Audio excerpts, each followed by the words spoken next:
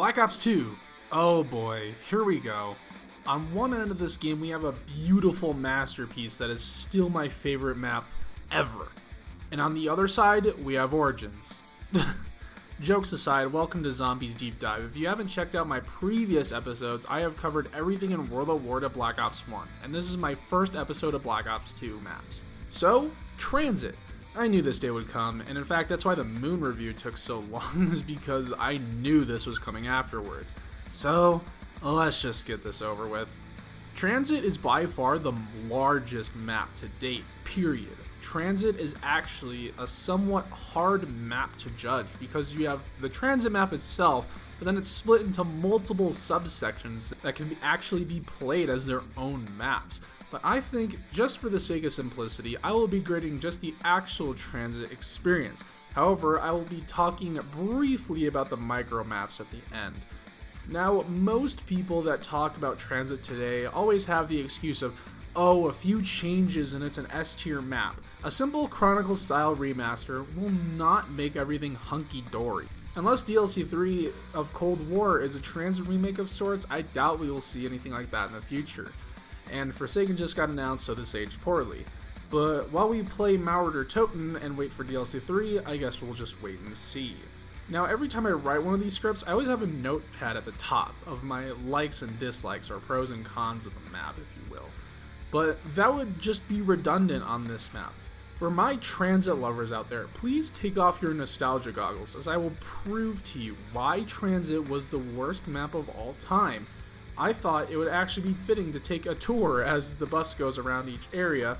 We will talk about what that area has wrong. So let's start at the bus depot. So the first issue we will talk about is something you know before you even see the map: the bus. The bus is the cornerstone feature of the map. It is your fast travel, your transportation, and your fog condom. Seriously, I wonder if Treyarch was making the world's largest sex joke with the bus being a condom and the denizens being the little semen rats and the players. I'll just stop, okay?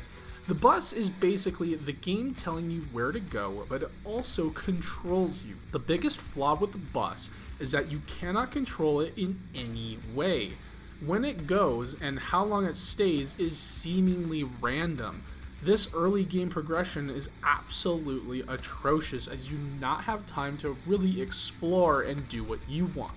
If you want to save up for something, too bad the bus is leaving you.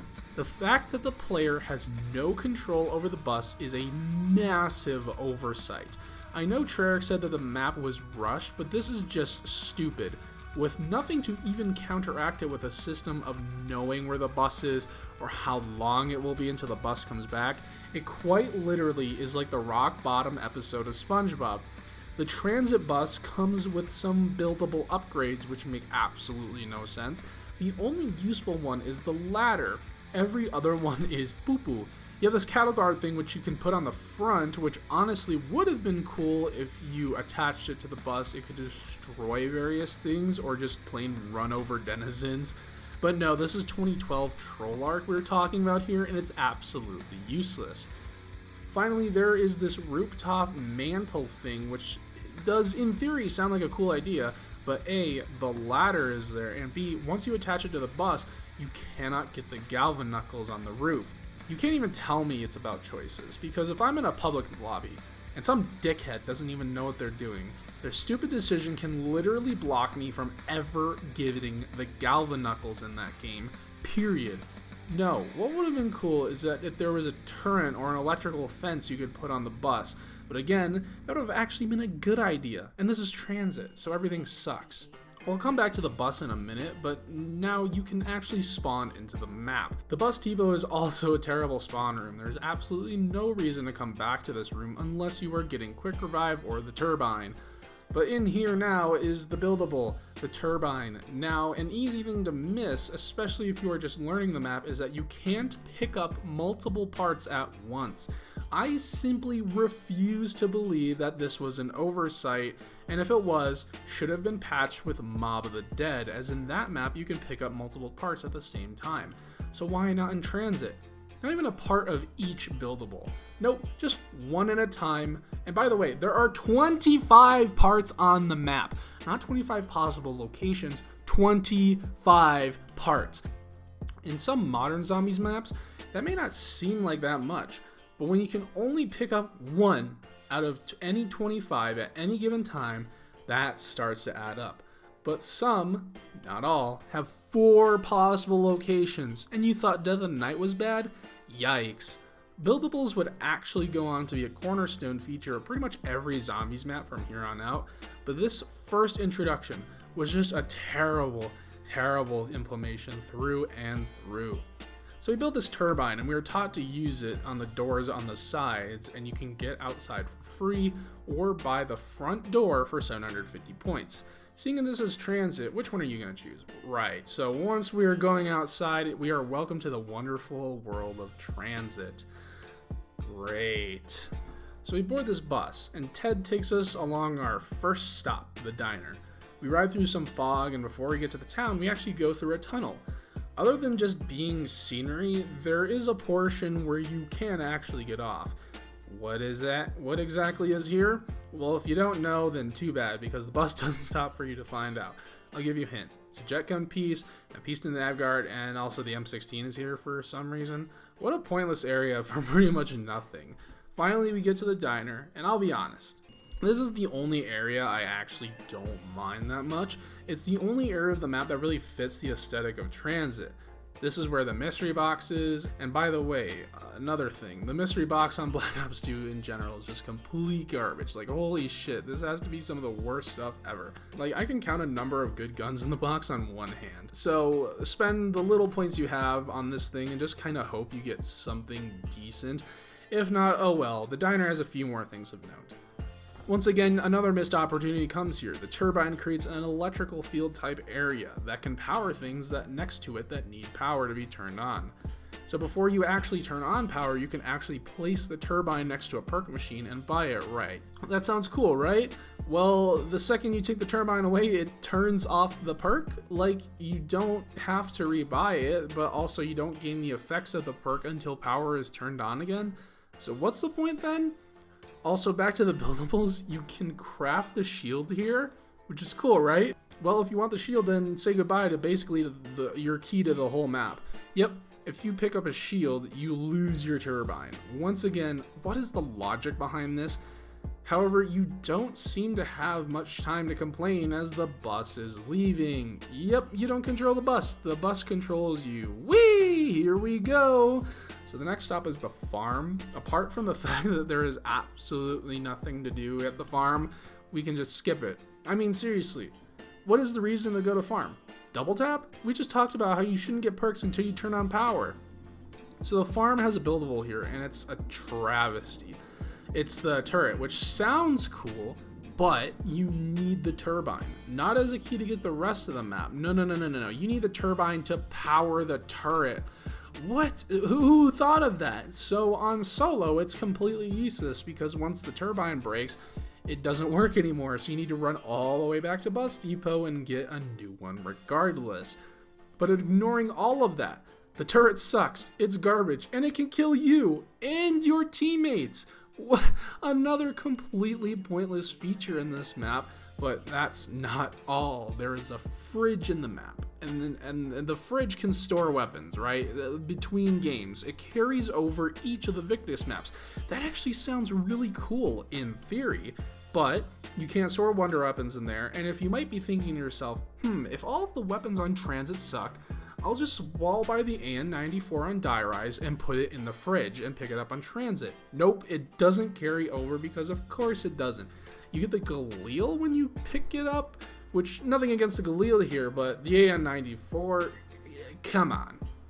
So if it can't store god tier weapons in the fridge, what can you put in there? Pretty much everything else that's trash. Thank you, Treyarch, another blunder to the list. So if there really is nothing to use in the farm, I guess we can just hop back on the bus and keep going, right?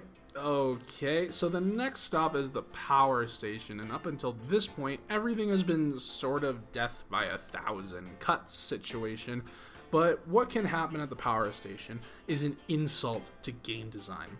So, for some inconceivable reason, the power has to be built. Okay, not that bad, but this room is brighter than the sun, so finding this tiny, teeny little hand can be a chore. So finally get all 3 parts built and flip the switch, and that is it, right? Nope, you gotta watch a long ass cutscene of the Avogadro rising from his little container thing. Once that is done, the door opens. Now this whole process takes a little over a minute, which coincidentally is how long the bus stays at a stop. You can see where I'm going with this. So there's a 50-50 chance the bus will either be there or it is gone. So let's say it is there, for example. What else is there to do in the power station? Well, there is another shitty buildable. This time it's a electric trap. Oh boy, it has all the same issues as the turrets. So, yep, you need a turbine to make the thing work, and it barely does anything. And there is quite possibly the most lol XD meme thing in existence. Yep, that's right. Rest in pieces, time for the count. No revival, you're bleeding out. Tombstone. I honestly can't think of something in zombies that has been memed to the extent of which Tombstone has. So it's a cool, awesome new perk with a new jingle. What does it do? Well, you might have not even noticed that it was there because it can only be there in co-op. Are you kidding me? Okay, well, if it's only available in co-op, it has to be OP, right? Nope, it's garbage. Okay, no, but actually it can be, in certain situations, pretty good. So basically, what it does is that if you bleed out, you drop a tombstone similar to a power-up. When the round passes, you can pick up the tombstone and receive your guns and perks back, which actually is a good idea. However, this comes at the cost that you are on fucking TranZit, so the conditions for this perk working are 2 pretty heavy tasks for the game. 1, your teammates actually survive until the next round and don't just end the game. And the game spawns you near your tombstone, because of course it can disappear after a minute, which TranZit takes like 7 to traverse. So if you bleed out the power station and spawn at the bus depot, good luck even thinking about attempting to get that sucker. Okay, so that's what you do at the power station when the bus is there, but what happens if it leaves before it got outside? Well, it's time for the moment you've been waiting for. Duh.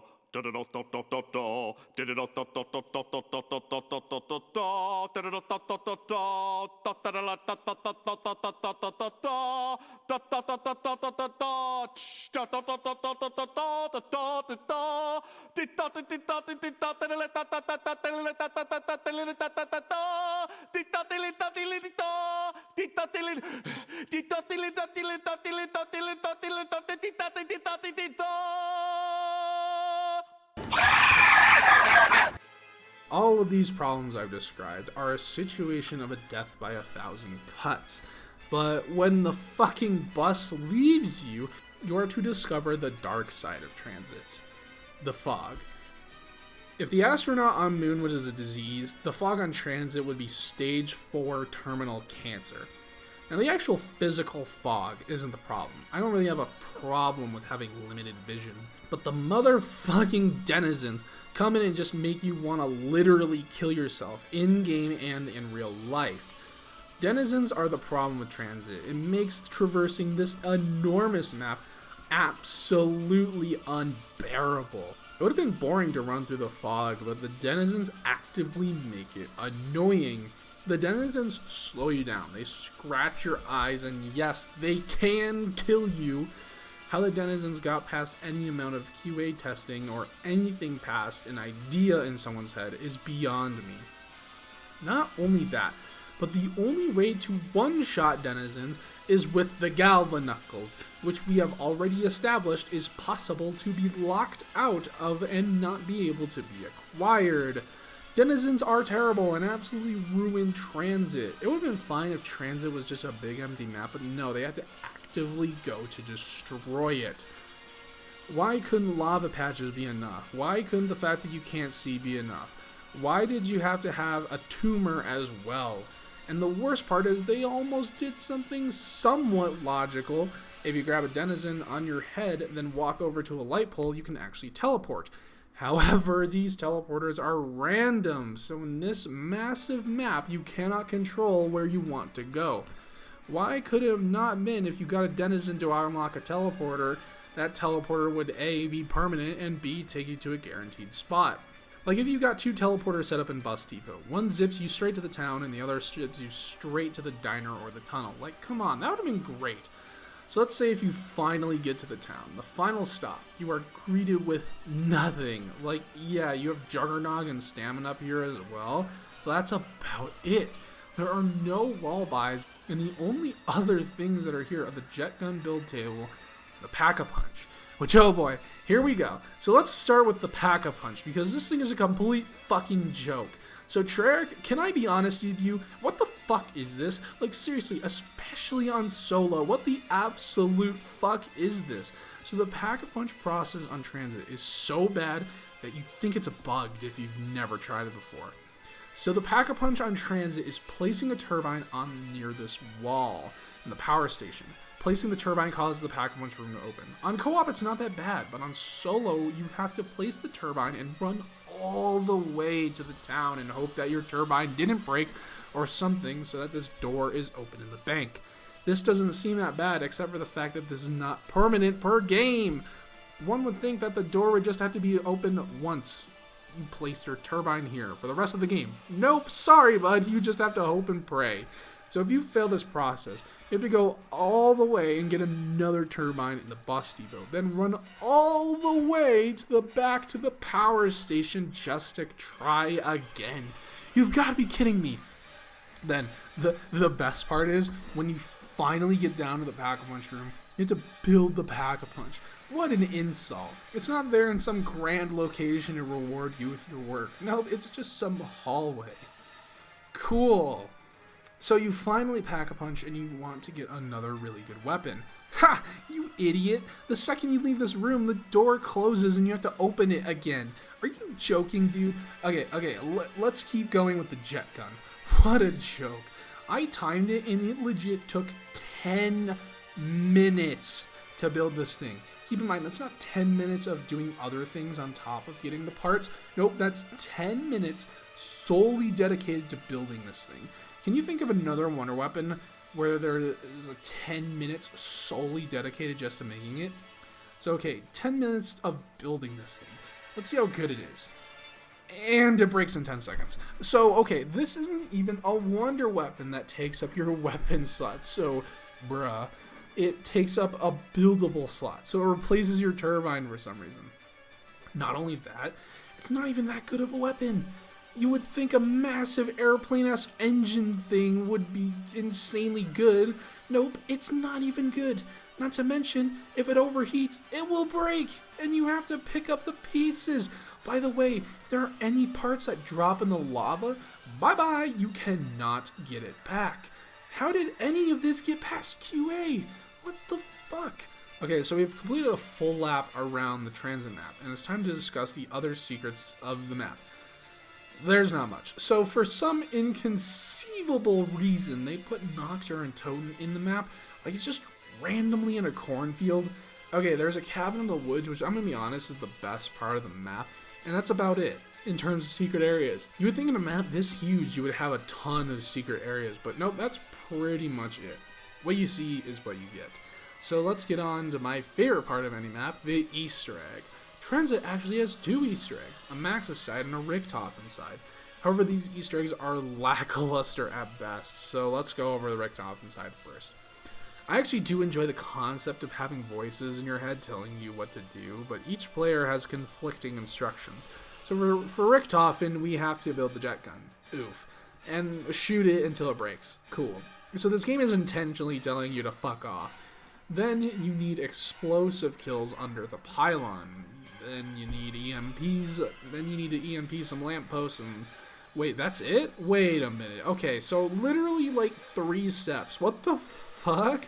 Okay, maybe Max's side is better, since technically it's the canon ending. For the Max's side, you need to turn off the power.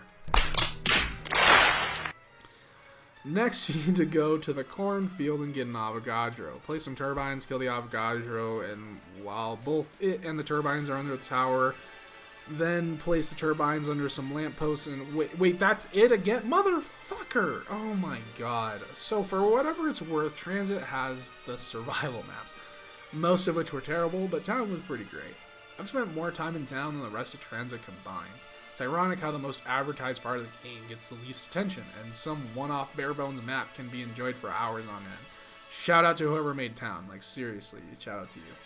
It's like the one redeeming factor of TranZit. I'm honestly exhausted right now. I honestly don't even care about this map anymore. TranZit is the bottom of the barrel, but somehow, someway, there are maps worse than it. I've searched high and low for reasons people like TranZit, other than something tied to, oh, it's fun with friends, or it was my first zombies experience. A zombies map with or without teammates should be great no matter what. However, if the only tolerable way to play TranZit was with a team of 4, which by the way isn't really possible seeing as there are now 2 console generations removed from Black Ops 2 by the way, then I don't buy for a second that this can unironically be seen as good. I've never once seen a good compelling argument of why people like TranZit. The only reason I'm not giving this a 0 is because, well, even though TranZit is the bottom of the barrel, there somehow exist far darker creatures below it. And my final rating for TranZit is a 3 out of 10 F tier. And I guess since this tier list I'm using also has the survival maps, I'm not going to rank them with a number, but I'll just give them letter grades.